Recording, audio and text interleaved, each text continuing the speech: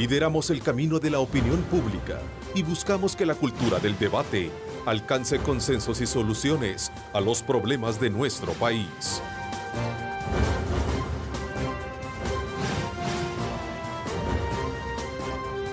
Diálogo con Ernesto López.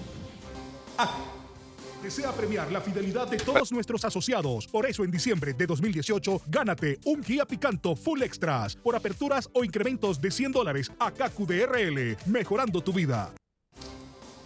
Hola, ¿qué tal? ¿Cómo están? Un placer enorme saludarles a ustedes. Gracias por sintonizarnos a esta hora de la mañana del día lunes. Aprovecho para enviarles un saludo muy especial en este día a toda la institución castrense y especialmente por celebrarse el Día del Soldado. Vaya entonces ese reconocimiento oportuno al trabajo que desarrollan en materia de seguridad nacional y también ahora acompañando en tareas de seguridad pública. Es importante exaltar el trabajo que desarrolla el soldado, el oficial y todos aquellos que están al frente de la institución castrense en un momento muy difícil de país y sobre todo también cuando se trata de generar ese voto de confianza en la ciudadanía. Así es que muchas felicidades, soldados, en su día. También a raíz de estos sismos en San Miguel y La Unión, particularmente en Inti Pucay y también Chirilagua, queremos mostrarnos solidarios de toda esa situación difícil que están viviendo muchas familias. Se habla de clases suspendidas, al menos 183 viviendas dañadas o destruidas, una menor de edad lesionada, derrumbes en carretera y también un estimado de 1000 personas que ya están siendo albergadas en lo que, desde luego, en varios lugares ahí de estos municipios ya antes mencionados. Es importante también destacar que las autoridades ya están dándole el debido tratamiento, la debida atención a estas familias. Es por ello que Protección Civil ha emitido precisamente una alerta naranja para los municipios de Chirilagua, Inti Pucay y El Carmen y alerta amarilla para el resto de municipios en San Miguel y La Unión. Esas son imágenes precisas sobre el impacto que han tenido este enjambre sísmico y que precisamente ha golpeado a fuertemente a estas familias y sus viviendas en estos sectores. Así es que desde ya también vaya para ellos nuestra solidaridad en un momento muy difícil y sobre todo también de mucha necesidad. Por eso vamos a estar pendientes de ver cuál es el curso de atención a estas personas que están siendo calificadas ya desde luego como damnificados de lo que sería este enjambre sísmico localizado en estos 3 municipios como lo mencionaba. Así es que vamos a desde luego también a presentarles a ustedes antes de hablar con nuestro invitado de hoy, el nuevo alcalde de San Salvador, el Ernesto Mason, para conocer cómo se encuentra la comuna capitalina en materia financiera, administrativa y operativa. Quiero ponerles un poco de atención a los temas abordados el pasado viernes en el análisis político de semana y luego pues hablamos de San Salvador. Que asumieron la mayoría de partidos políticos, de mayoría de candidatos, de entrar en esa dimensión de austeridad. Pero es que eso se va a ver en el devenir, no, debió haberse visto acá, porque usted sabe que no solo el salario se consigna al directivo, sino que hay un presupuesto anual de las cuales se están hablando, no de cuántos, como de 300. Eso no se puede determinar en un protocolo. Eso se tiene que determinar haciendo una auditoría de personal en la asamblea si es necesario. Yo no estoy de acuerdo que despidan gente solo porque otros se equivocaron. ¿Y si están de más? Y yo lo que creo es que el gran problema es que en el protocolo no puede establecerse todo en detalle. ¿Por qué? Porque es dinámica la administración de la asamblea.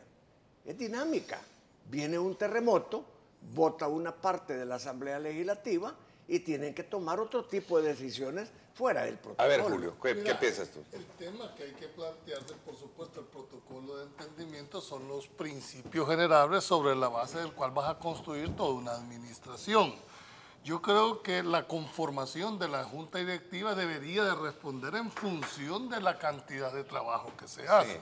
Cuando el diputado independiente plantea cuál no es lógica la interrogante, Yo también me gustaría ver si esa actitud que muestra ahora en cuanto a la conformación se traslade también al tema de asesores, ¿verdad? Porque aquí no solo es el tema de cuántos directivos hay, cuántos asesores cuenta cada diputado y si en realidad tienen el perfil de asesores. Si es que las juntas directivas no administran los Son para recursos tomar de decisiones. las instituciones o de las empresas. Ellos solo les llevan los acuerdos, ven los números, ven todas las justificaciones, analizan y toman decisiones y los ejecutan todo el staff gerencial que hay. O sea, no pueden poner una Sí, justificación. pero con una corporación privada, pero una corporación donde se manejan Es diferente, intereses políticos. es diferente. No, pero es Por eso, equivalente. pero ¿y No qué? solo- Asignar celulares son intereses No, políticos. esa es Asignar, otra ¿y cosa. qué es lo que hace la Asignar Junta cargos. Directiva de la Esa es Asamblea? otra- Pues? esa es otra cosa. Asignar cargos. Mira, Esa es otra cosa. perdóname, mira, Esa es el otra protocolo que han firmado ya anda circulando aquí en las redes. Ahí están las fotos de algunas páginas del protocolo.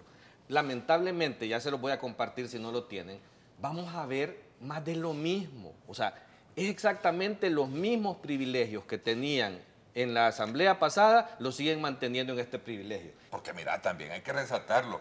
Mira, cómo los agarramos para ver cómo el pueblo los fiscaliza. Manejan el 1.5% del presupuesto. Y ¿Por qué aquellos no? que manejan el 6%, papá, ¿por qué no los agarras así a andarlos ejecutando y ver en qué gastan todo ese dinero? No, mira, Neto, Mire. No, mira, también es digno de apreciar el escruto al que se somete el Pero Congreso. no solo ellos, tú ves en el Ejecutivo, que es el que maneja la mayor Otro parte de los recursos, igual, también se le otro cuestiona. igual. Y Es que el aquel que tema- maneja el 6%, pues Es no, que el claro, tema es de ¿verdad? política, Y que me perdonen el un poco política de el cínico. Estado, la austeridad en la época en que se está viviendo. Es decir, Sí. no puede juzgar. Lo que estoy tratando de interpretar es el mensaje que se quiere dar hacia los demás órganos y a la población misma.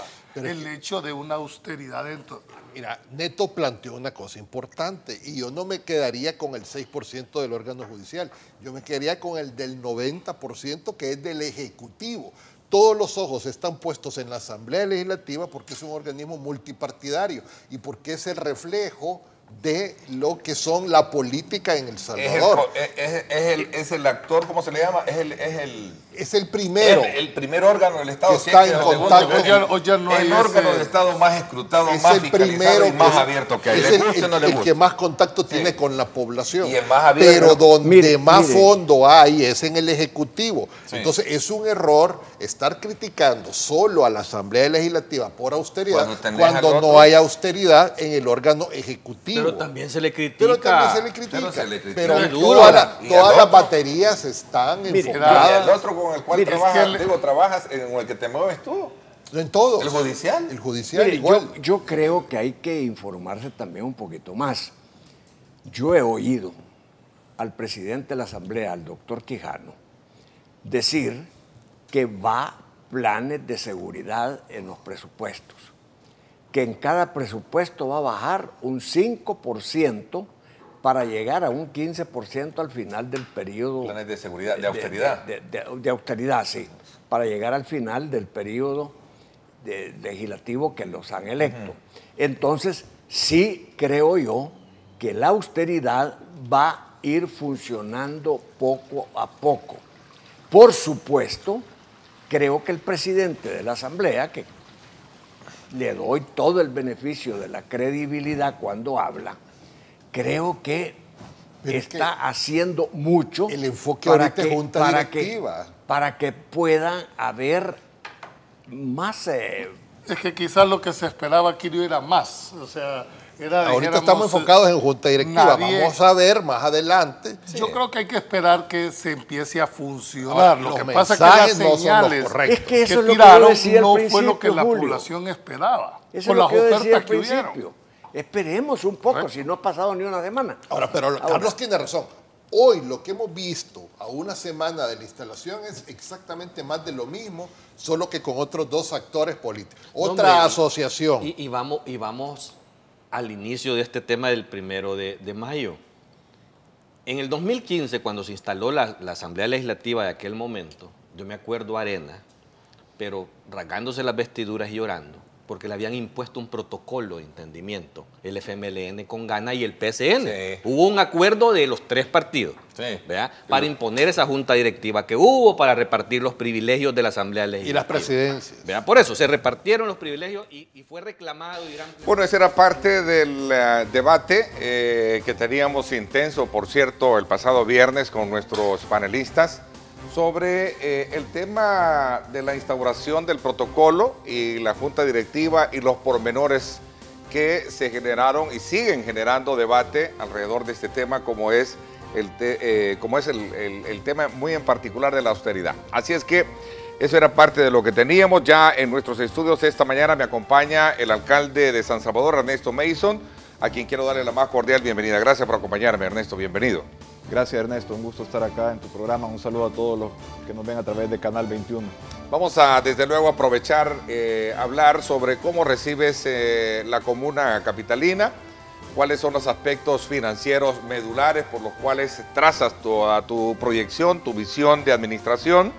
Pues desde luego se ha conocido que al asumir el cargo hay muchos aspectos ahí que quedaron pendientes de la administración anterior y vamos a procurar darle un paso desde luego a examinar esa situación y ver qué es lo que viene por delante. Lo que es también necesario reconocer es que tú en varias oportunidades has reiterado tu disposición de trabajar más en el territorio que en una oficina, una disponibilidad o una iniciativa para cualquier ciudadano y especialmente para los capitalinos, representa desde luego una visión de trabajo más de municipio que le permite tener alcance sobre lo que podría ser una buena gestión. Así es que ahora solo falta ver también, como te decía, la parte robustecida que está o no financieramente hablando la comuna para que esta visión municipal pueda cumplirse. Así es que desde ya pues vamos a hablar de ese tema. Quiero aprovechar e invitarlos a ustedes, amigos que nos sintonizan, @diálogo21, @Neto López Radio. Son las 2 cuentas en Twitter que están disponibles para que participen y puedan de esa manera pues formular sus comentarios y preguntas. Ernesto, vienes de ser diputado, de ser un empresario, ahora tienes ya un par de días de administrar la capital, nuestra capital. En primera instancia, ¿cómo te sientes a estar ya al frente de la comuna? Mira, muy comprometido con el municipio de San Salvador y con su gente, muy deseoso de echar a andar nuestra propuesta y de lograr ese cambio positivo que necesita San Salvador y que necesita su gente. Sabemos que es un reto difícil, sabemos que la situación en que recibimos la municipalidad no es la más óptima en términos financieros, en términos de los problemas y las enormes necesidades que tiene el municipio de San Salvador, pero estamos muy deseosos de entregarnos de lleno y de junto a nuestro equipo poder echar a andar nuestra propuesta y poder ir resolviendo esos grandes problemas, ir llevando soluciones para satisfacer las necesidades de la gente y poder mejorar la prestación de los servicios públicos, trabajar también para generar las condiciones de confianza, de seguridad, para que pueda haber inversión en San Salvador, para que podamos trabajar de la mano con la empresa privada generando esas oportunidades que se necesitan, más y mejores empleos. Un gobierno municipal no puede por sí solo resolver los grandes problemas y retos que tenemos. Necesitamos hacernos acompañar de la gente de San Salvador, de la ciudadanía, de la empresa privada, del sector académico, de todos los actores involucrados para poder transformar nuestra ciudad y que podamos tener en San Salvador una ciudad de futuro, una ciudad con oportunidades y una ciudad que sea un referente a nivel nacional e internacional. A ver, desde un principio, Ernesto, fuiste un candidato que entraste muy de lleno a la parte territorial. Lo decía en la presentación del programa, uno de los aspectos que todavía ahora ya en la alcaldía te consideras un hombre más que vas a trabajar más de territorio que menos de escritorio, ¿no? Sí, yo creo que la cercanía con la gente es algo fundamental para alguien que ocupe un cargo político, pero especialmente un cargo como alcalde. Un alcalde debe recorrer el municipio, debe conocer de primera mano las necesidades de la gente, debe escuchar muchísimo a la población y debe también estar atento de los problemas que están ocurriendo en el municipio. No podés desde un escritorio, cuando te llegan a contar, tomar las decisiones correctas. Creo que las decisiones se deben de tomar en el territorio y deben también de participarse a la gente. Un gobierno debe ser participativo en el sentido de que sean los ciudadanos quienes definan las prioridades de la municipalidad, que sean los líderes de las colonias, las comunidades, los que definan a través de las mesas distritales, las mesas zonales, qué obras son las más urgentes, qué obras son las que hacen y en qué orden se hacen estas obras de acuerdo a cuáles son más necesarias. Y un alcalde y su consejo municipal deben ser los que las ejecuten junto con su equipo, pero vamos a tener un alto nivel de participación ciudadana, vamos a tener una gran cercanía con la población, así como me vieron en el periodo previo a la campaña visitando más de 1000 centros poblacionales en el municipio, así me verán durante nuestra trayectoria como alcalde de San Salvador, recorriendo el municipio, escuchando a la gente, resolviendo, llevando soluciones a los problemas que tienen y tratando de transformar de manera positiva la calidad de vida de los ciudadanos. A ver, cerraste la oficina que tenían paralelo aquí en el sector de la Colonia Escalón, ¿no? Sí, se vencía el 30 de abril el arrendamiento y no fue renovado. No fue renovado, sí. Trabajaremos desde la sede central de la alcaldía. Estarás ahí presente en la histórico, en el emblemático local, ¿no?, de la alcaldía. Sí, ahí donde se realizan las sesiones de consejo municipal y ahí ocuparemos eso de oficina, aunque como dije, trataremos de hacer el trabajo más en campo que en la oficina. Que de otra cosa. A ver, Ernesto, obviamente es la primera vez que te tenemos ya con la investidura como alcalde. Esta transición de la administración anterior fue una ventaja, fue positiva, te ha permitido saber a dónde llega, ¿cierto? Fue una transición, creo que ejemplar. Tuvimos toda la colaboración de parte de la administración saliente, del exalcalde Bukele. Debo decirlo que pusieron toda su disposición y todo su empeño para facilitarnos una transición que fue muy eficiente, muy transparente, muy positiva. Y eso nos permitió llegar a la alcaldía de San Salvador conocedores de los principales temas más importantes y no llegar a conocer hasta el primer día. Ahora estamos en el proceso de la conformación de nuestro equipo, porque el nombramiento de las diferentes jefaturas, cargos de confianza, todo eso se va a realizar en este mes de mayo. No tenemos aún todas las renuncias de los cargos de confianza, entonces estamos en el proceso de conformar el equipo. Lo que nombramos el martes pasado fue los nombramientos que estaban vacantes. Este día de mañana, que tenemos sesión de consejo municipal a las 10 de la mañana, vamos a llenar más vacantes de algunas jefaturas que han presentado su renuncia y nos daremos el mes de mayo para terminar de conformar adecuadamente nuestro equipo de trabajo en las diferentes gerencias, jefaturas, direcciones, también ya el funcionamiento de las diferentes entidades descentralizadas y autónomas de la municipalidad también, que ya se nombró directiva, ya se están reuniendo y también habrán algunos cambios definitivamente. ¿Vas a trabajar con el tema de directivas de colonias para poder hacer más, fluido ese trabajo, no? Sí, hay un área de participación ciudadana que es importantísima. Que es vital en eso. Y ahí se trata de involucrar a los líderes de las colonias y las comunidades en la toma de decisiones, y eso para nosotros va a ser una parte central de nuestra gestión. Interesante, ya vamos a hablar de ello, que tiene que ver precisamente con la efectividad operativa que puede tener un plan municipal que vamos a procurar desarrollarlo en este tiempo que tenemos contigo. Tú dices que fue una administración anterior que ejemplar. Creo y me pareció ver que fue el único de los alcaldes en la toma de posesión del nuevo como perdedor o que entregó prácticamente la vara edilicia, ¿no? Así se le... Sí, no, dije que la transición fue ejemplar. Ajá. ¿Verdad?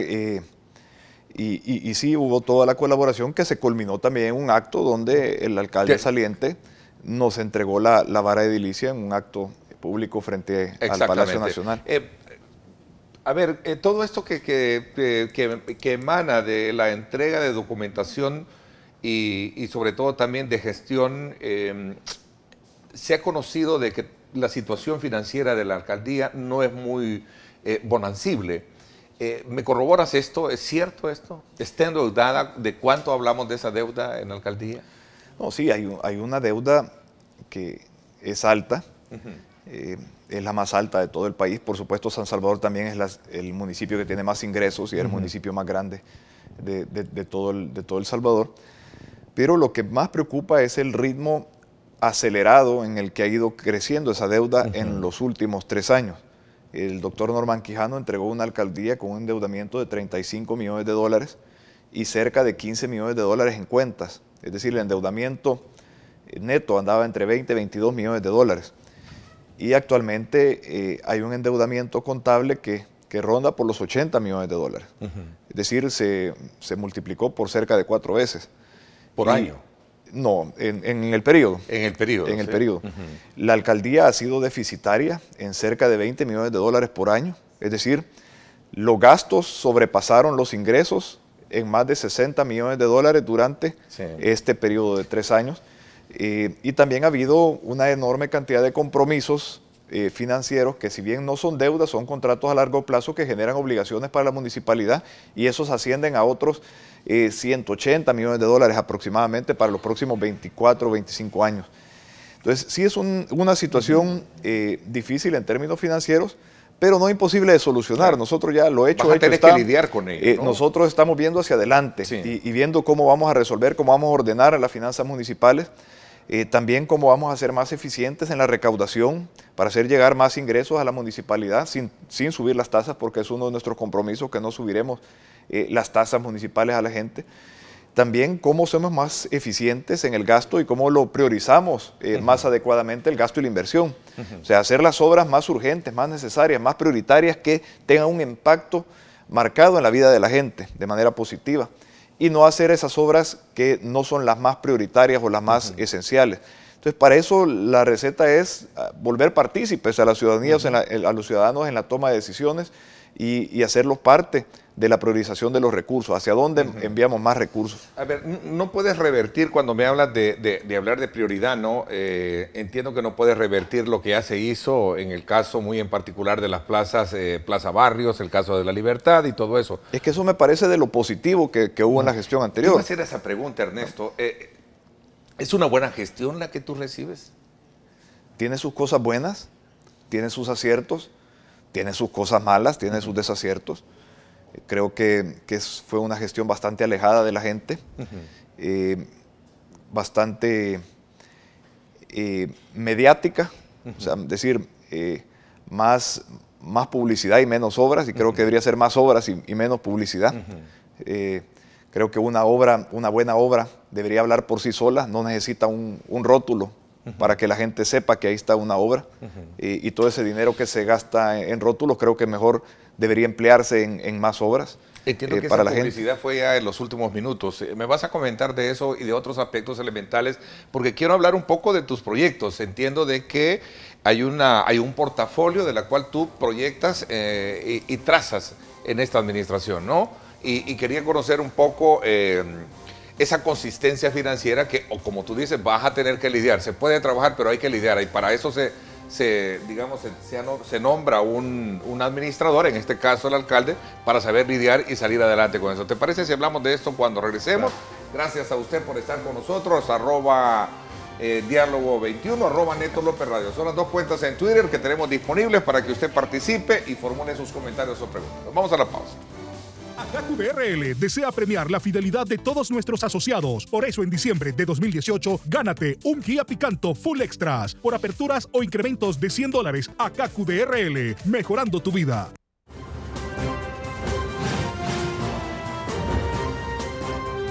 Diálogo con Ernesto López.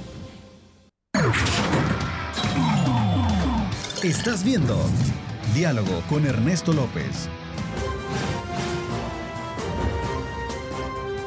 Diálogo con Ernesto López. Bueno, gracias nuevamente por estar con nosotros acá en nuestros estudios, el alcalde de San Salvador, Ernesto Mason, con quien estamos precisamente conociendo ese tipo de proyecciones que lleva en cuanto a su gestión una vez asumida la tarea de conducir el gobierno municipal de San Salvador. Ernesto, nos habíamos quedado para hablar un poquito sobre ese tema muy en particular, con cuánto se tiene, con cuánto se puede desarrollar estos proyectos. Y cuando te hago la pregunta de si es una buena gestión, tú me hablas que sí recibiste una gestión que ha hecho cosas buenas y otras cosas malas. Se habla de muchas cosas. Las luces, por ejemplo, que es un atractivo, llamémosle así, para muchas familias que visitan el centro de la capital, se mantienen siempre activas en la noche, la fuente también. Aclárame un poco ese punto. Sí, mira, las luces y la iluminación ha sido parte de las partes positivas de la actual gestión. Se ha pasado a más de duplicar el número de luminarias en todo el municipio de San Salvador, no solo en el centro. Una empresa también donó la iluminación del Palacio Nacional, de Catedral, del Teatro Nacional. No lo hizo la alcaldía, vale aclararlo, lo hizo una empresa fue una donación privada. Que donó ese trabajo, igual que la pintura. Eso es bueno aclararlo. La pintura también fue una empresa que lo hizo. En el caso de Catedral lo gestionó el párroco anterior, Francisco Góngora. En el caso del Palacio y del Teatro, pues me imagino que lo habrá gestionado la municipalidad. Pero son cosas que no hizo la municipalidad. Ahora, nos hicieron una especie de sabotaje el primer día, porque nos enteramos, no había ni terminado de oscurecer, cuando ya había salido en uno de esos pseudo periódicos digitales una noticia de que el nuevo alcalde había apagado las luces en el centro histórico. Y total que había sido un empleado que ahora participa de un movimiento político que se había dado la tarea de no encender las luces y de dejar la caja donde se encienden con candado. Hubo que forzar el candado, hubo que iluminarlo, algo que resolvimos. Para pensar que fue un boicot el que hubo, o sea, ¿no? lo resolvimos rápidamente, pero fue parte de la fake news que hay, y esos varios que se hacen llamar medios de comunicación, pero que no lo son, solo se encargan de desinformar y de hacer ese tipo de... Ernesto, ¿vas a mantener esas luces, vas a conservar lo que se ha hecho? Porque te lo voy a comentar por aquellas de las casualidades. Tuve la oportunidad de visitar el centro en horas de la noche y me pareció muy interesante ver esa iluminación y sobre todo a muchas familias también abocándose a un concierto en la Plaza Libertad, luego visitando las fuentes en la noche, y ahora que por referencia de mi familia me dicen que este corredor peatonal de la Plaza Morazán está muy precioso. ¿Vas a conservar todo eso? ¿Lo vas a mantener? No solo se va a conservar, se va a mantener, sino que se va a continuar. O sea, la restauración del centro histórico de San Salvador es algo que va a continuar y que vamos a trabajar para continuar revitalizando la zona y recuperando más espacios que hoy por hoy están tomados por el desorden, por la informalidad. Pero lo vamos a hacer trabajando de la mano con la ciudadanía.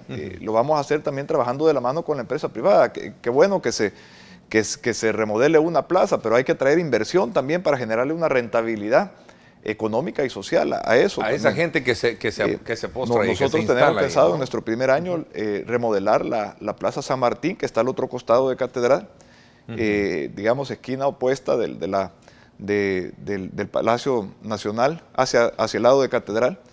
Y la Plaza Simón Bolívar también, que está entre el Parque Cuscatlán, que ya está siendo remodelado, que tampoco ha sido gestión de la alcaldía, sino eso fue una gestión de la sociedad Buffett con AID, con Fundación Glasswing, con varios empresarios también que han apoyado al desarrollo y la revitalización del Parque Cuscatlán, que va a quedar maravilloso cuando se pueda reinaugurar.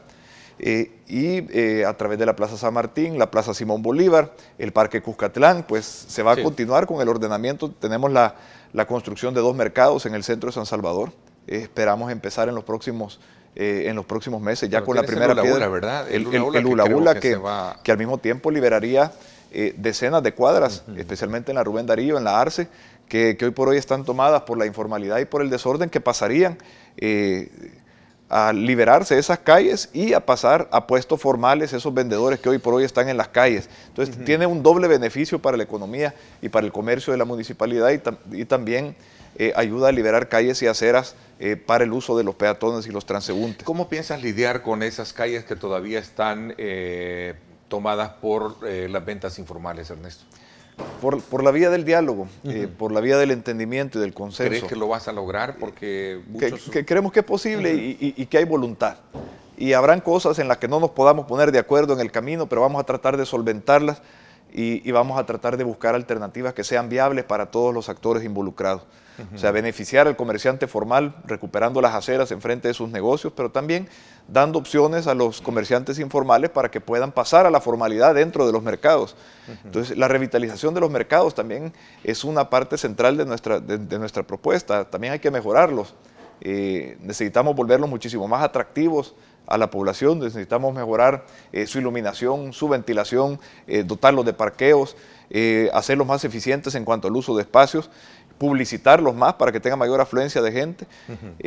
Creo que con la construcción de esos dos mercados modernos podemos entrar también paralelamente a revitalizar otros mercados. El mercado San Jacinto es un mercado que da para mucho más, el mercado Modelo también, el San Miguelito, en fin, el excuartel. Conoces muy bien, ¿verdad? Te permitió llevar a conocer muy bien esa realidad, ¿no? Que es... Sí, y nos hemos estado reuniendo a lo largo del periodo previo a la elección, pero hemos seguido reuniéndonos, por supuesto, ahora más que nunca con las diferentes organizaciones de vendedores independientes o de trabajadores por cuenta propia, y he visto bastante voluntad y bastante disposición de ellos en contribuir a ordenar el centro de San Salvador, siempre y cuando a ellos se les den alternativas que sean mejores a las que tienen actualmente. A ver, Ernesto, antes de entrar un poco a ver el tema el tema financiero, el tema de las finanzas, ¿no? Las calles en mal estado. San Salvador tiene un problema y en lo que corresponde y concierne a la responsabilidad, porque hay dos tipos de responsabilidades, la que le corresponde al fovial y la que le corresponde en las comunas. ¿Tienes algún plan ya trazado para poder arreglar las calles? No sé si tenemos algunas imágenes para poder presentártelas incluso acá frente a la colonia Escalón, aquí frente a nuestras instalaciones en la colonia Escalón. Pero este es el ¿cómo se le llama? Este es el común denominador casi en la mayoría ¿Tienes algún plan para resolver el problema de las calles en mal estado en la capital? Ahí está, mira cómo está. Estas creo que son de acá enfrente, ¿no? Pero este es el común denominador, insisto. Sí, cuéntame. Definitivamente es uno de los problemas más urgentes que hay. Y ahora que recién está iniciando la época lluviosa, el invierno en nuestro país, es algo que solo podrá empeorar si no actuamos de inmediato. Y de hecho el día de mañana será sometido al Consejo Municipal un plan para poder invertir $1,5 millones en bacheo y recarpeteo de carreteras, las que están más dañadas, las que se tienen... Y había, digamos, una gestión iniciada por la administración anterior que nos dejó prácticamente la carpeta ya lista, que es la que buscaremos por temas de tiempo y de urgencia, presentarlo el día de mañana al Consejo Municipal. Ok, Ernesto, ¿piensas entablar un plan de austeridad en la alcaldía a raíz de toda la situación financiera? Sí, también es otra de las cosas que se lleva mañana al Consejo Municipal, también un congelamiento de nuevas contrataciones. Por supuesto, debemos sustituir a la gente que renuncie y en los cargos vacantes que son necesarios, pero no la creación de más plazas. Es más, suprimiremos una gran cantidad de plazas de asesores. En fin, había una enorme cantidad de gente que creemos que no es necesaria y que podemos volver la organización muchísimo más eficiente. ¿Puestos de confianza te refieres? Algunos puestos de confianza, algunos asesores.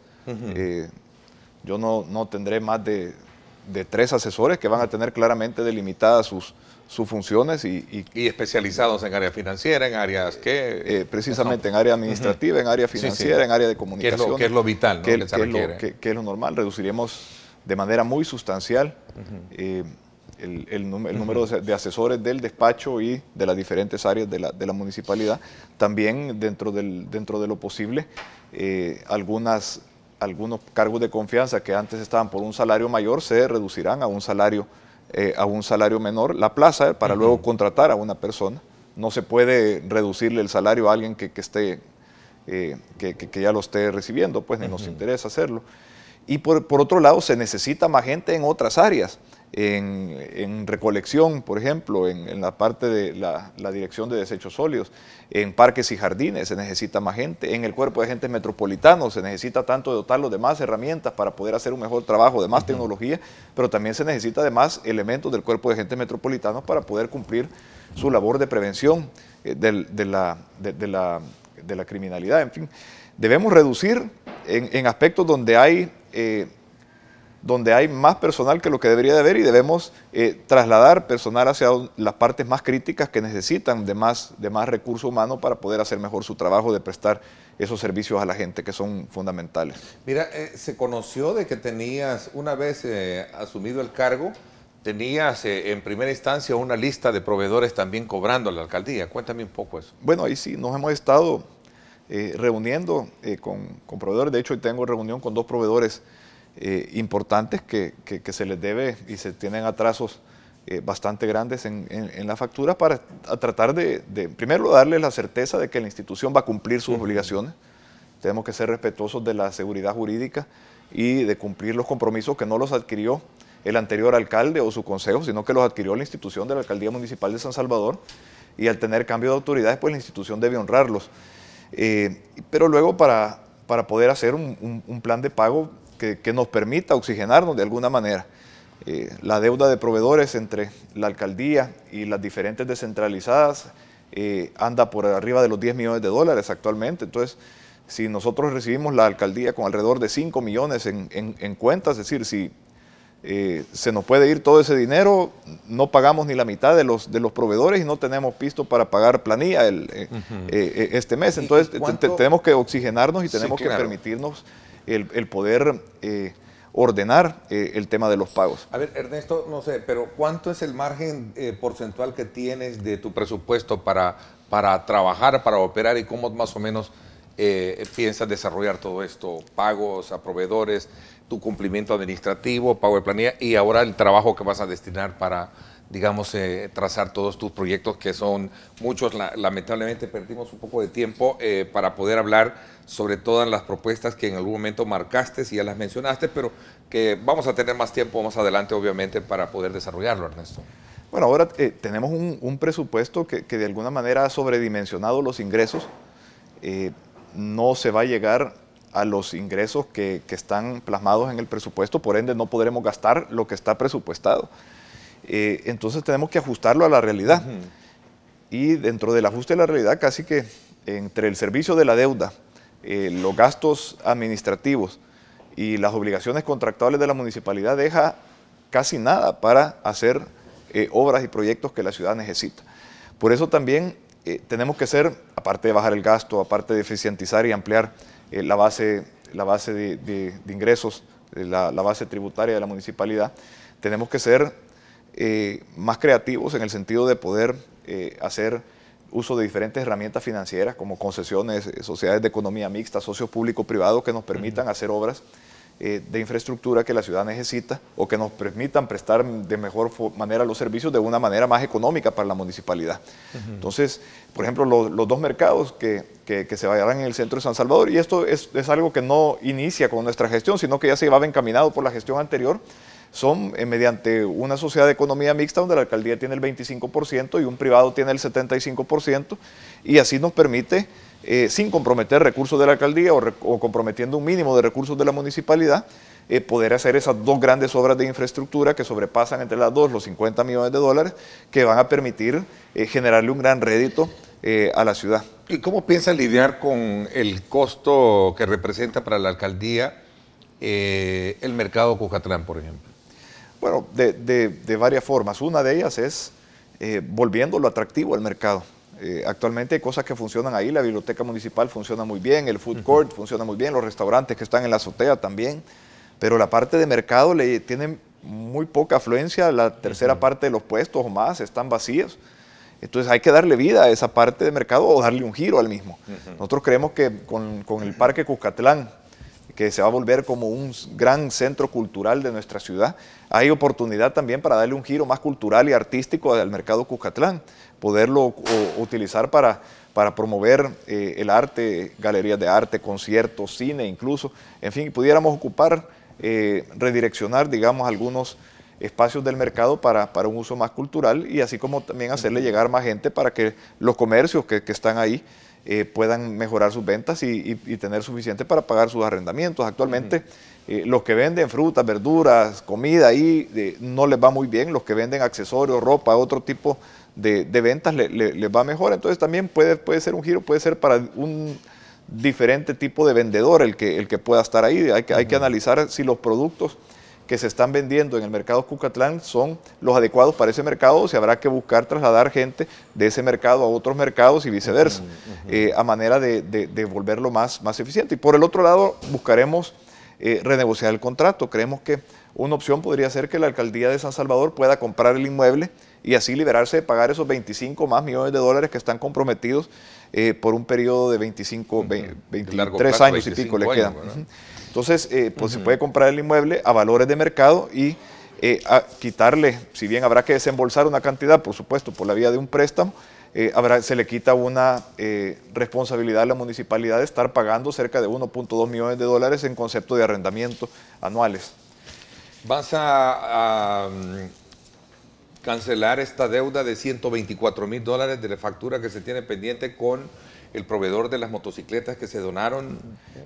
Como dije anteriormente, todas las obligaciones contraídas por la anterior administración son obligaciones de la institución que debemos cumplir. No me pareció... ¿Esto fue de manera responsable o irresponsable en algún momento asumir una especie de compromiso de esa naturaleza? Te escuché decir también del gasto que se tuvo en los últimos días a la salida de la gestión del alcalde Bukele en gasto de publicidad. ¿Cómo calificas tú esto? No me parece lo más idóneo. No me parece gastarse el 97-98% del presupuesto de comunicaciones y publicidad en los primeros 4 meses y nos deja el 2% para el resto del año. Sí. O sea, nos dejaron $10.000 de publicidad para todo el año y se gastaron cerca de $390.000. Eso no me parece... ¿En 4 meses? Lo más en 4 meses. No me parece lo mejor. Y creo que debe irse distribuyendo de manera proporcional a lo largo del año. Nosotros definitivamente no lo vamos a hacer de esa manera. Y también el hecho de regalar entre comillas, porque la alcaldía de San Salvador con su situación financiera no está para andar regalando, pero regalar unas 48 motos cuando no se tiene la plata para comprarlas y luego tirarle la factura a la siguiente administración, pues tal vez no fue lo más feliz.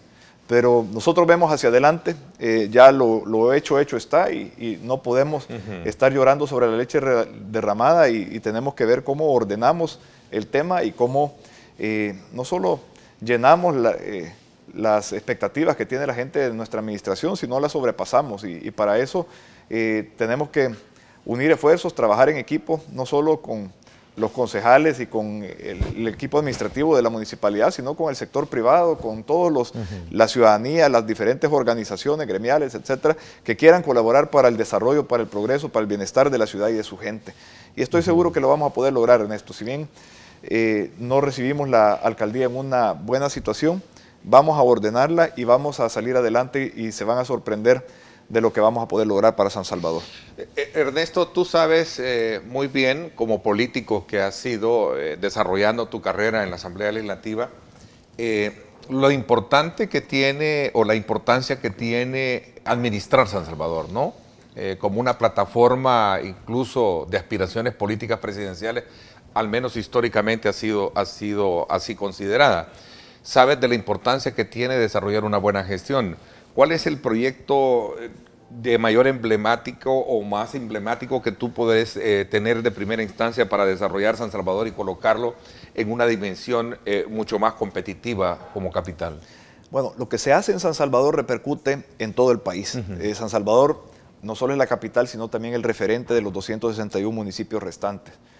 El principal problema que tiene San Salvador y que tiene todo el país es la inseguridad. Somos de los países más inseguros del mundo y San Salvador está entre las ciudades más inseguras del mundo. Entonces, prioridad número 1 es volver San Salvador más seguro. Y ahí vamos a trabajar de la mano con la Policía Nacional Civil, con el Ministerio de Seguridad. Vamos a trabajar bastante en lo que le toca a las alcaldías, que es la prevención.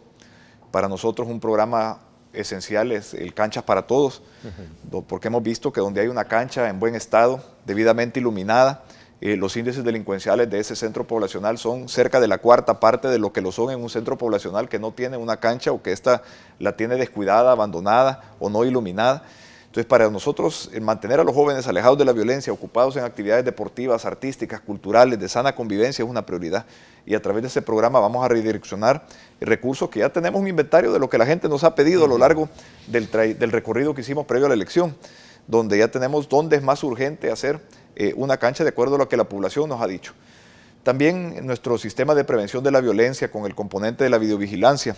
San Salvador, que es una ciudad que idealmente debería tener entre 5 o 6 mil cámaras, actualmente está funcionando con 115 cámaras. Y estas no son de última tecnología, es un centro de monitoreo que queda en un cuartito pequeñito que no tiene los recursos para poder reaccionar y prevenir. Vas a reforzar esa parte de videovigilancia. Sí, porque eso fue parte de la campaña. Yo te lo escuchaba decir que la primera apuesta era ver cómo volvía seguro San Salvador. La videovigilancia, seguro, ¿no? Un centro de monitoreo desde donde se puedan redireccionar los recursos del CAM, por ejemplo, el CAM trabajando de la mano con la Policía Nacional Civil, botones de pánico en los parques, poder apoyar también a la Fiscalía en darle todo el elemento probatorio para que pueda judicializar y lograr condenas en los casos de los delitos que se cometan en la capital. Claro.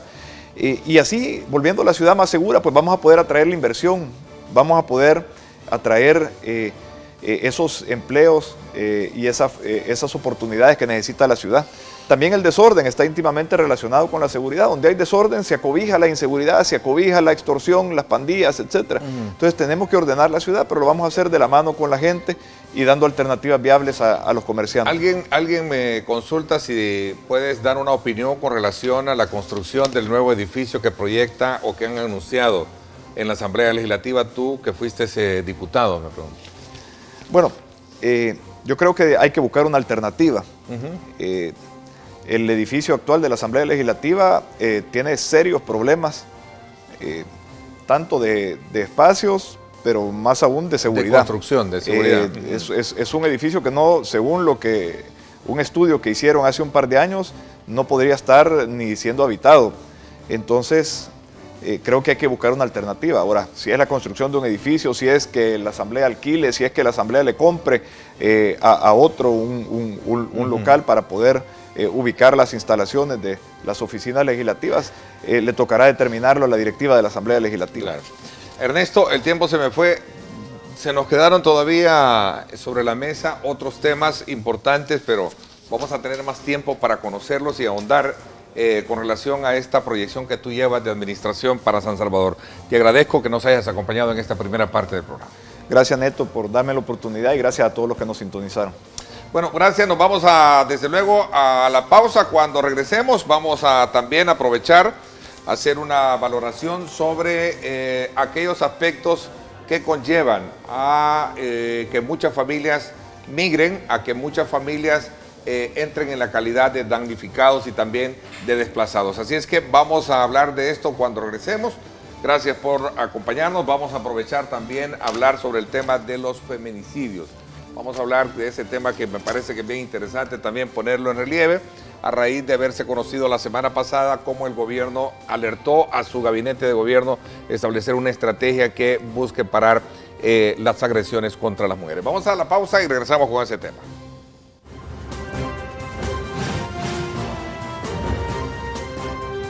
Diálogo con Ernesto López. Estás viendo Diálogo con Ernesto López. Diálogo con Ernesto López.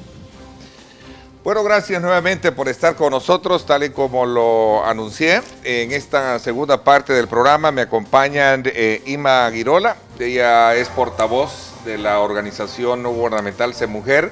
Quiero darte la más cordial bienvenida, Ima. Gracias por acompañarnos.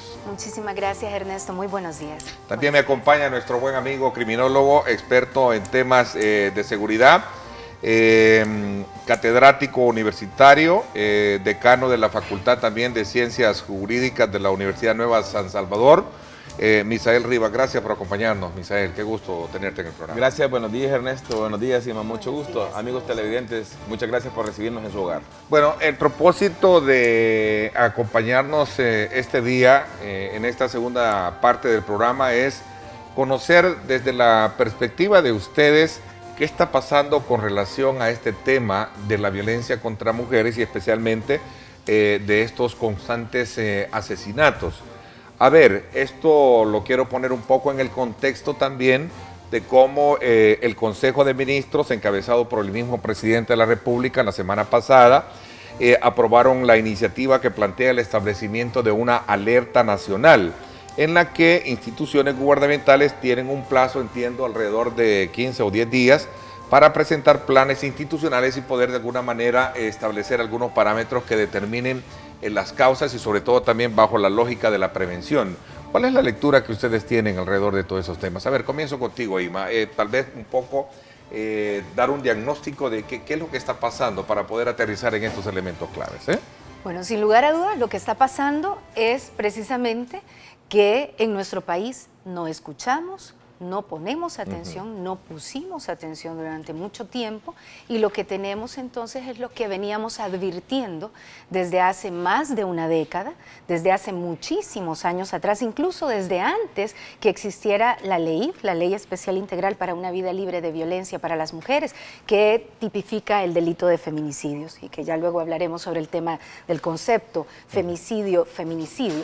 Pero lo que quiero mencionar es que cuando en un país no se toma en serio, y las mismas autoridades dicen que son los medios de comunicación los que sobredimensionan la situación de los asesinatos a mujeres por el hecho de ser mujeres, que son las organizaciones feministas las que sobredimensionamos, y no se ve la realidad, y no se ve cómo esta, como bola de nieve, va creciendo y como una espiral de violencia, pues entonces, cuando eso es lo que pasa a lo largo de los años, de las décadas, tenemos lo que actualmente tenemos, que es otro, y no ha sido el único, sino otro despunte más de asesinatos a mujeres por el hecho de ser mujeres, que en nuestro país se llama feminicidios.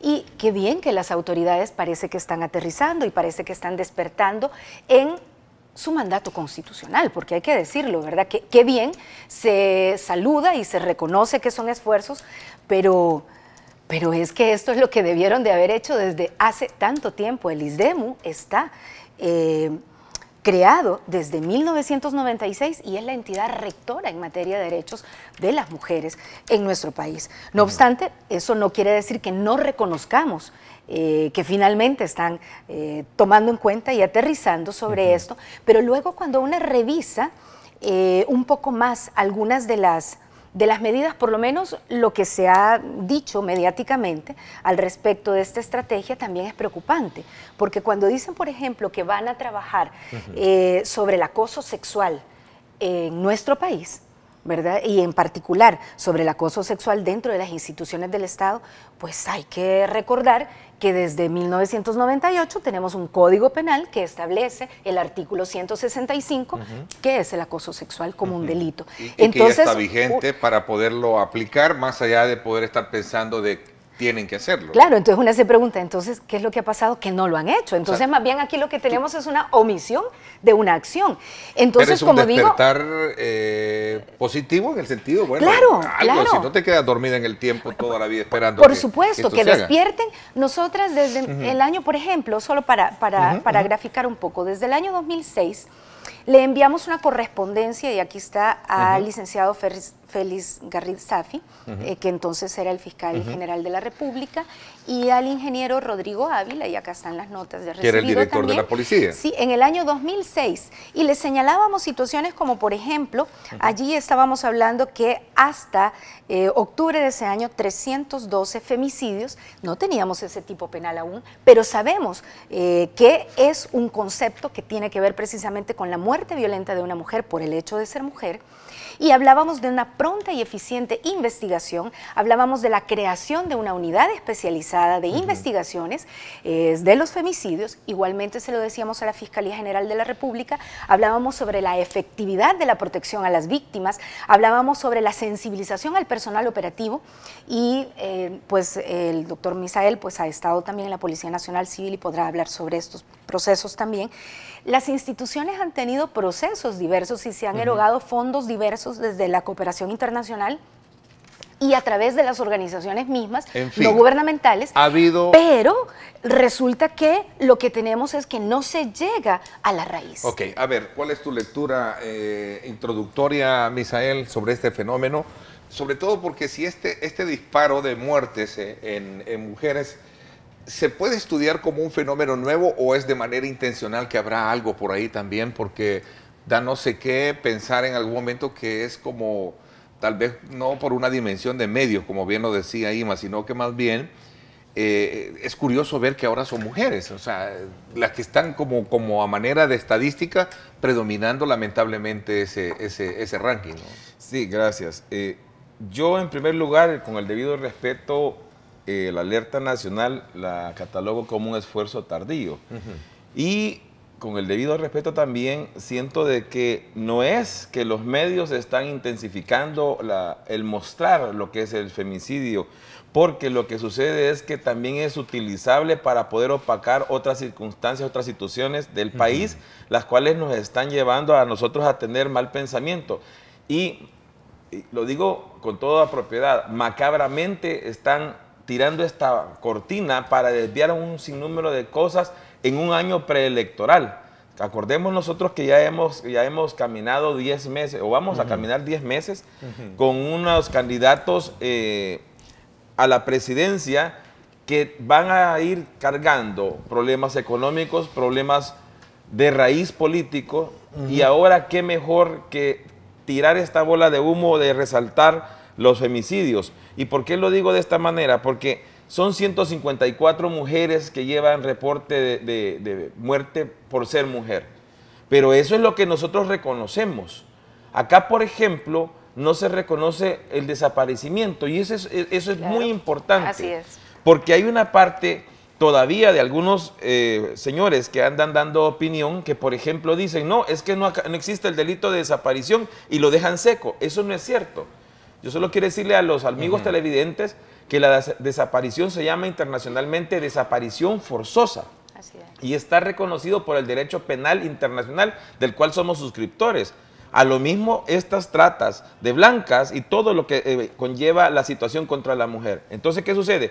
¿Por qué nosotros no la elevamos a una categoría de delito, sino que la dejamos como privación de libertad?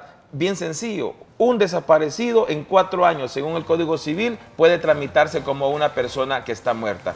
Eso es grave, y eso es lo que va a pasar con esto de las mujeres.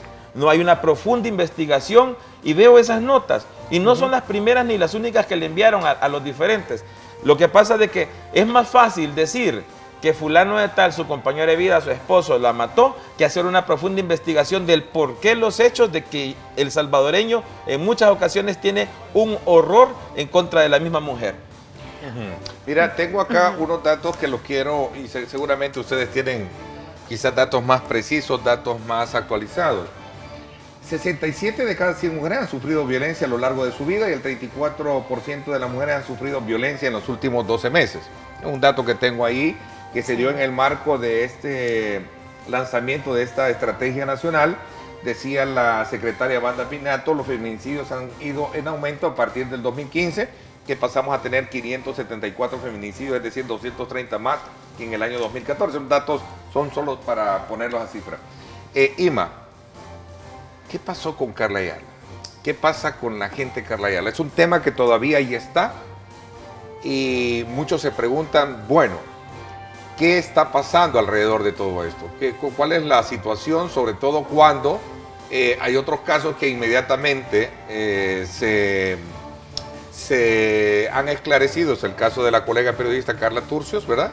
Y ahora tenemos... ¿Qué está pasando? ¿Alguna vez han ustedes analizado este tema? Voy a hacer una pausa y regreso con... 129 días de impunidad. Sí. Y ahora hablamos sobre ello. Cuando claro vamos a la pausa y regresamos con ese tema. No me cambie.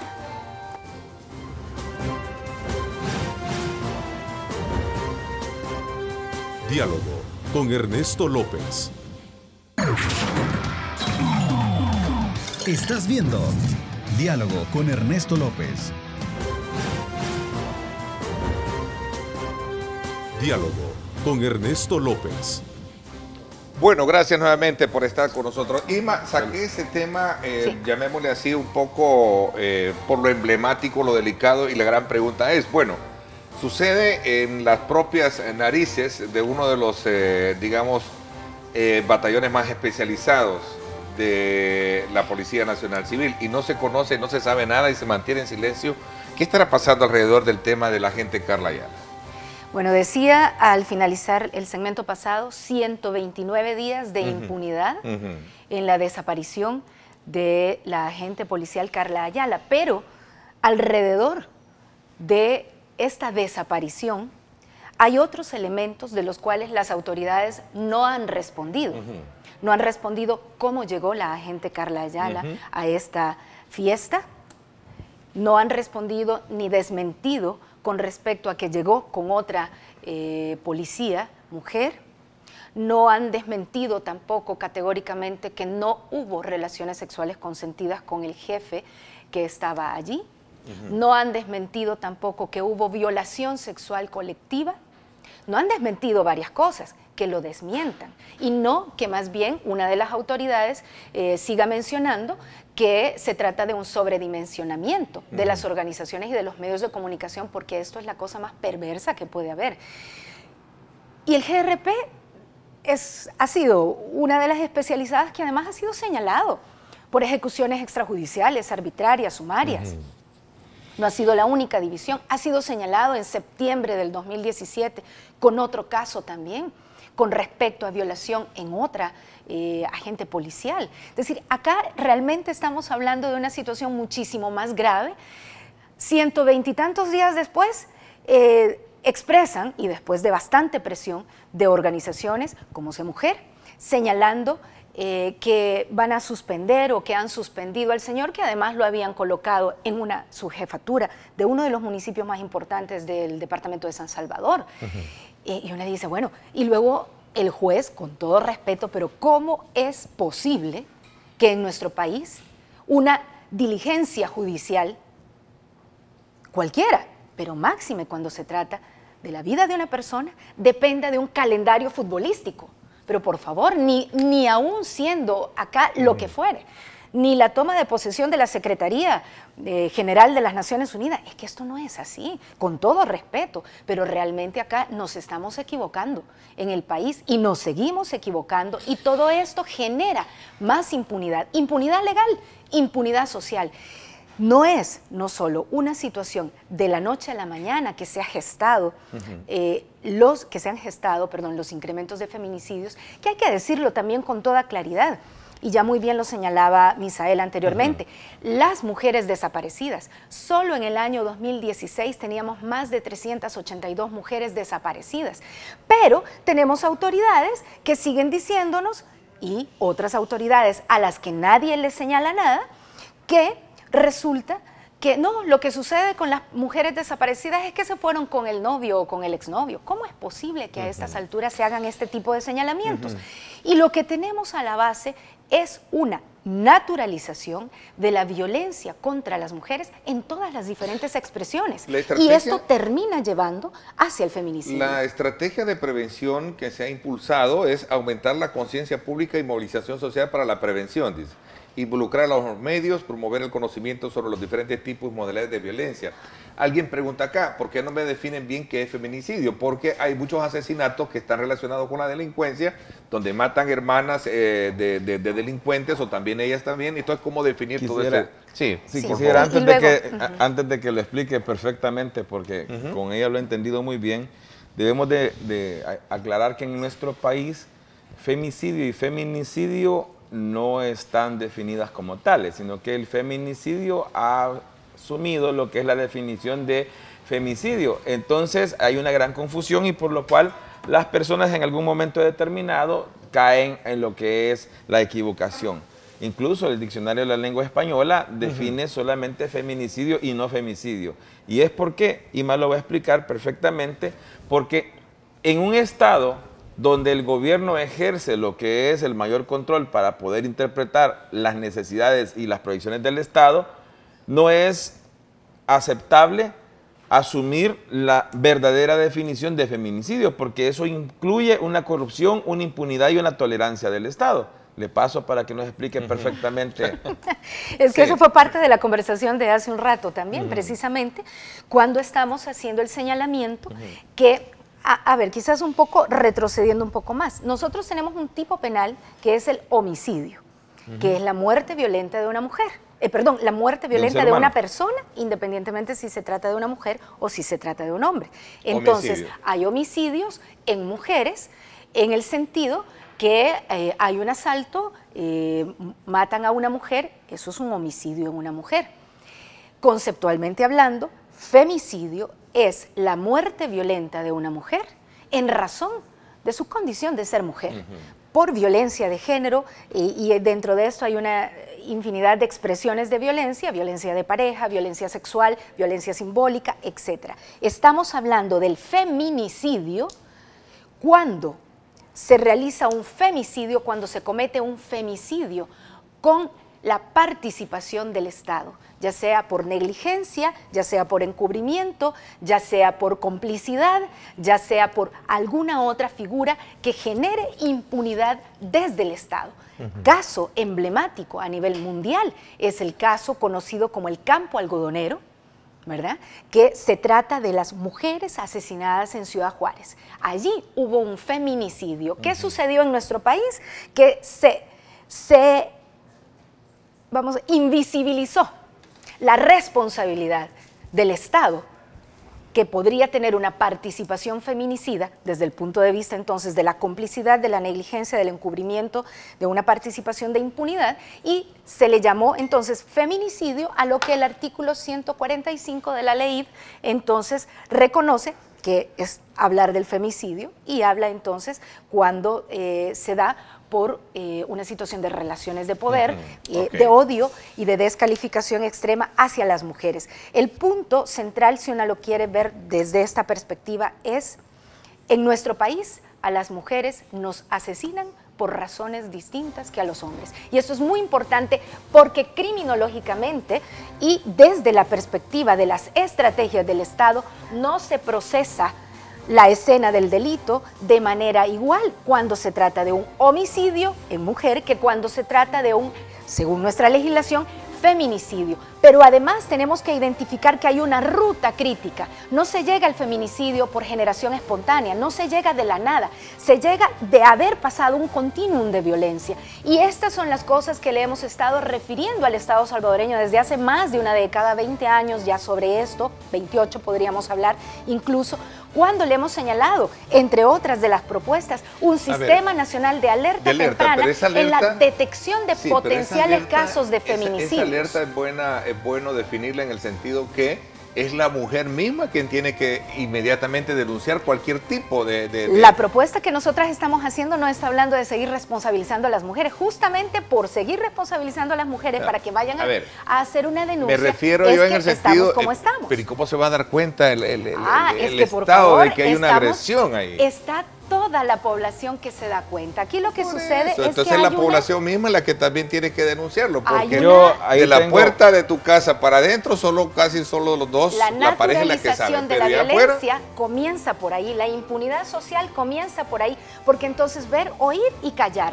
Desde allí entonces la población tiene que activarse, siendo partícipe de esta situación. Entonces el llamado es para que la población se active y también y el denuncie y el Estado. Y el pero Estado, hay la credibilidad del Estado. Pero yo quiero agregar un punto, que el problema es que no estamos tocando la culturización y la educación de nuestro pueblo, porque lo que sucede es que aquí tenemos también una serie de denuncias en contra en lo que es un desquite.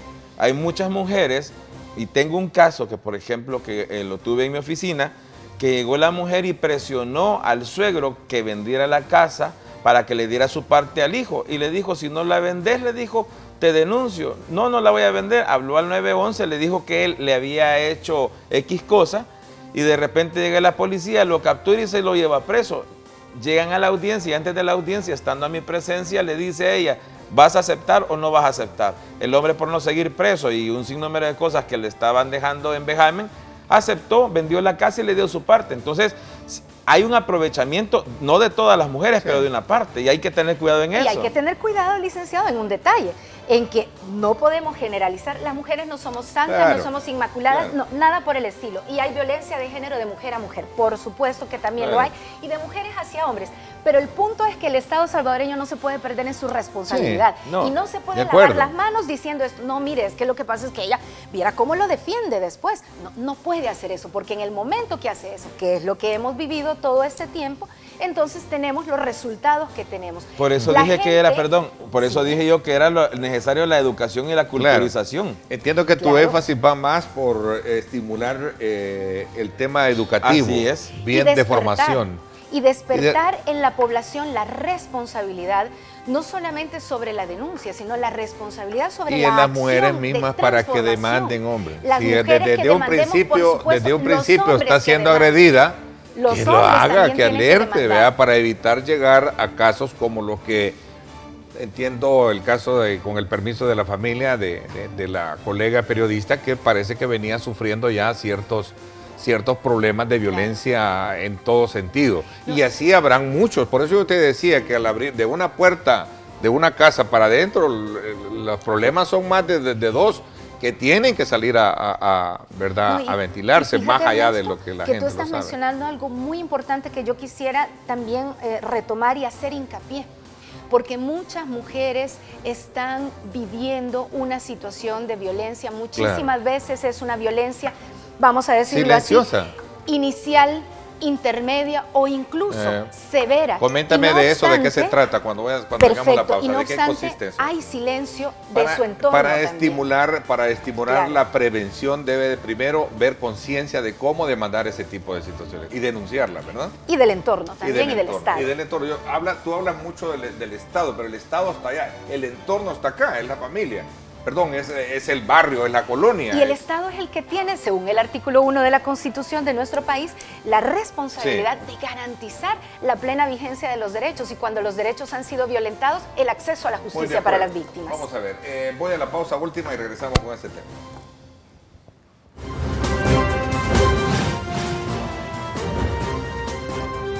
Diálogo con Ernesto López. El futuro es imaginar, es pensar en grande. Prepárate hoy, estudia en la UFG y amplía tus oportunidades. UFG, tecnología, innovación y calidad. Bueno, gracias nuevamente por estar con nosotros. Conversábamos extra cámara. ¿Cuáles son esos, digamos, esos niveles de afectación que pueden estar ocurriendo en una pareja, y que de alguna manera puede ser la voz de alerta para evitar llegar a tener esos desagradables cuadros de muertes, ya sea de mujeres, que en su mayoría pues es el tema central que estamos abordando hoy más. Sí. Mira, todo esto es bastante relativo y aunque siempre uno encuentra los violentómetros, ¿verdad? Para poder hablar de los niveles y todo esto, hay que también guardar cierta distancia. Pero hay que mencionar que si hablamos esto como el semáforo, ¿verdad? Y la luz verde del tipo de actitudes que debemos tener, ciertamente es una actitud de respeto a las diferencias que podamos tener, pero muchas veces no aprendemos a respetarnos y allí comenzamos entonces a tener descalificaciones, frases que pueden ser hirientes. Esas son formas de violencia, las puede tener la mujer hacia el hombre hacia la mujer hacia su pareja mujer, el hombre hacia su pareja hombre. Es decir, esta es una situación que se puede dar y que comienza a traspasar los límites, la descalificación, la humillación, el decirle, mira, no servís para nada, ¿qué estás haciendo aquí? Mira, si yo te recogí y gracias deberías de darme. El hecho del control, ¿qué estás haciendo? ¿Con quién estás? Pásame a ver si estás con Ernesto López o con quién estás, ¿verdad? Entonces, este tipo de, te voy a ir a traer, qué bien que fuera siempre con el más genuino interés de acompañarte, pero muchas veces es para ver a quién volteaste a ver, hacia dónde viste, qué hablaste. Todo este tipo de situaciones representan niveles iniciales, vamos a decir, entre comillas, de violencia que al final, al no saber ser gestionadas ni administradas, porque tenemos muchos estereotipos y muchos prejuicios, e incluso vas a la psicóloga, vas al psicólogo y muchas veces también ellos están súper prejuiciados y al final terminan hablando de la necesidad de ver, oír y callar. Entonces, cuando hay que romper esta situación, es, bueno, sentémonos a platicar, no nos estamos entendiendo, busquemos orientación profesional también. Hay necesidad de darnos cuenta que si comenzamos a insultar, a cuestionar, y luego de esto pasamos a los empujones, a los salones de pelo, a otra serie de atropellos, incluso la violación sexual dentro de la pareja, el forzar a la persona a tener relaciones sexuales o a tener relaciones sexuales de una forma que no sea la forma en que la pareja se siente cómoda y se siente bien, también es violencia, y es violencia sexual. Sí. Entonces, es necesario identificar que no siempre esa ruta crítica va a 20 kilómetros por hora. A veces realmente va lenta, no, a veces con más, ese si me va permite, mucho más rápido y termina yéndose al precipicio Si me mucho más permite, rápido. Ima, yo quiero explicarle más sencillo. Vea, todo empieza con un te amo en la pareja, pero esto es una espiral. De ese punto, cuando la pareja permite que haya el primer contacto de violencia, como decirle simplemente, voy a tomar la frase que dijo Ima, no servís para nada, o mira cómo hiciste eso, ya ese es el primer aviso.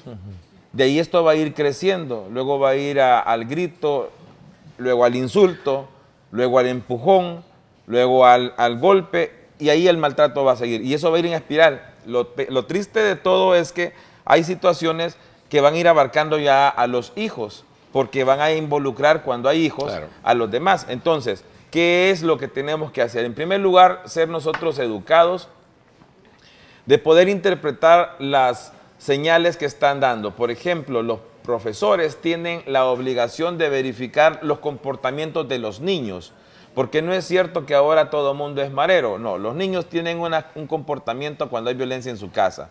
Se retraen, empiezan a faltar al respeto al profesor, a los compañeros, no llevan las tareas, porque están mandando mensajes de atención. Luego la mujer incluso va a tener otro tipo de avisos, como por ejemplo, cuando hay la violencia económica, que para castigar a la mujer porque no tuvo cierto tipo de relación íntima con el esposo, porque no la quiso tener, no le deja el famoso gasto o el dinero para que del día. Entonces ella va a empezar a prestar cuando no ha prestado, ha andado fiado cuando no va a fiar, va a retrasarse en su número de cosas, moretes que va a ir a tratar de justificar, y etcétera. Entonces, esas alertas, y las voy a llamar como quieren, la alerta temprana es para que los demás nos comuniquemos. Hay una cosa que yo quisiera tomar. Breve, porque se me fue el tiempo, Misael. Sí, rapidísimo. Hay una seña que están usando en otros países que se dibujan un círculo negro. Cuando van con la pareja en la calle y ven una mujer, solo abren la mano, ven el círculo negro e indican que están teniendo una violencia con el esposo. Tomemos esos ejemplos para poderles dar. Por favor. Sí, hay mucha pena en esto. Gracias por habernos invitado y por favor, les agradezco, el tiempo se me fue. Gracias, voy a comprometerme Ernesto, a ampliar un poquito con más tiempo y profundizar en este tipo de causales, porque son causales las que hay que ver, ¿no? Así es. Y estudiar ese fenómeno en varios ámbitos. Yo creo que merece dejar el mensaje de que ante cualquier situación, pues es importante alertar inmediatamente, ¿verdad? Para evitar llegar a una violencia que lleve a una muerte. Eso es lamentable. Hay que romper el silencio, empoderarse, y también los hombres tienen que saber que pueden marcar la diferencia, porque no se nace violento, se aprende a hacerlo y se puede desaprender. Te agradezco muchísimo, Ima, y también a Misael. Gracias por haberme acompañado. Los espero en radio este día, 6 de la tarde. Gracias, pásenla bien y como siempre recuerden lo más importante, amar a Dios sobre todas las cosas. Lideramos el camino de la opinión pública y buscamos que la cultura del debate alcance consensos y soluciones a los problemas de nuestro país.